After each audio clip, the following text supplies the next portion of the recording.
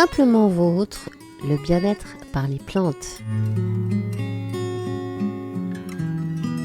Un programme proposé par l'association Simplement.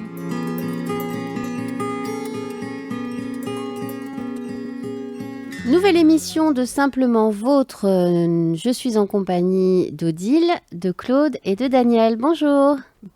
Bonjour. Aujourd'hui, c'est Daniel qui commence par nous parler du pissenlit. Alors, je pense que tout le monde connaît un petit peu cette plante au printemps qui jaunit les champs. À ce propos, je voulais déjà dire que, comme beaucoup de plantes, elle se ferme la nuit.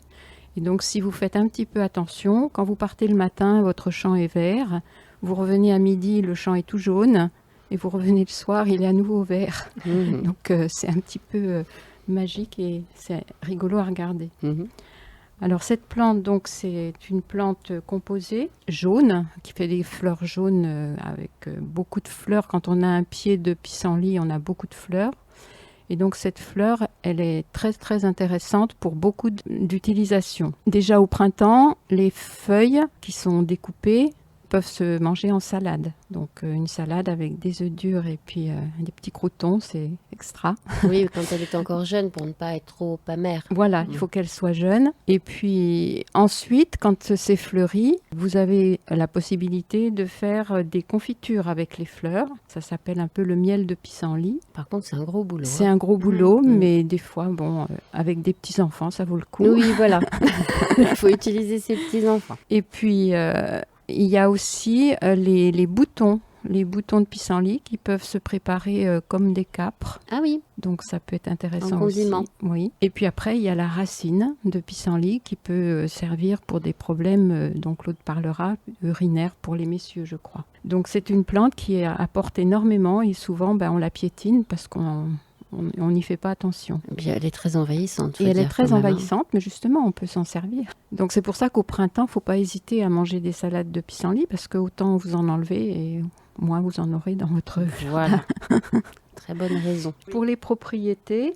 Oui, donc le pissenlit, donc on a tendance à trouver que c'est une plante vraiment envahissante, évidemment. Puis on la méprise un petit peu, le pissenlit. Mais en fait, c'est une plante sauvage très intéressante.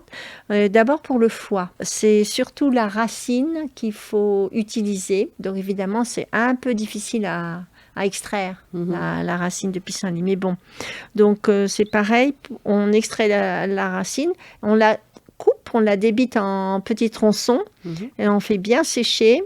Et donc, après, on s'en sert en décoction.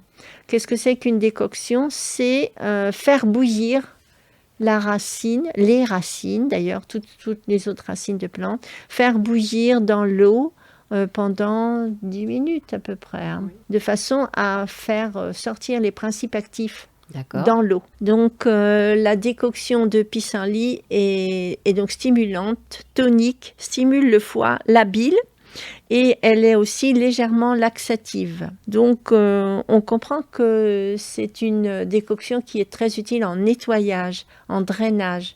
C'est pour ça que... donc c'est détox, comme on dit. Voilà, c'est la détox. C'est exactement ça. C'est pour ça que la salade de pissenlit au printemps, c'est intéressant. Oui, c'est ça.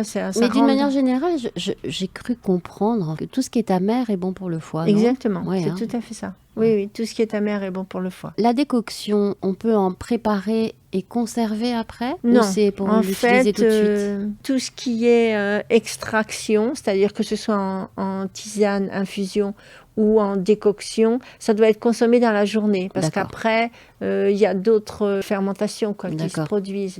Donc, on utilise dans la journée, dans les 24 heures. Par contre, on peut boire cette décoction tout au long de la journée, chaude ou froide, ça n'a pas d'importance. Et donc, comme son nom l'indique, le pissenlit fait effectivement pisser. Ah oui. Ce qui n'est pas un gros mot. Voilà, c'est ça. Puisqu'il est diurétique, en plus d'être donc bon pour le foie. Et effectivement, donc, c'est intéressant pour les troubles de la prostate, les calculs urinaires qu'on peut avoir nous aussi les femmes. Ça signifie qu'il ne faut pas en prendre tout le temps. Ça marche par cure, en fait, Oui, non? c'est ça. Ouais. Oui, c'est Des cures de cures. combien de jours, par exemple? On dit 3 semaines en général. Déjà une semaine. C'est un peu comme la sève de bouleau. Tout Oui. ça, ça fait partie des cures de printemps qui drainent donc les toxines de l'hiver. Et la sève de bouleau, on peut la prendre 15 jours. Bah, tant qu'il y en a, en Tant fait. qu'il y en a, voilà. Mhm. Donc, c'est la nature qui est nous bien donne faite. l'information aussi, Oui. La finalement. nature est Oui. bien Ouais. faite. Et donc aussi, je peux ajouter que comme c'est un draineur, le pissenlit, c'est aussi très bon pour la cellulite. Merci beaucoup et on se retrouve la semaine prochaine avec une nouvelle plante. Au revoir, bonne semaine. Au revoir.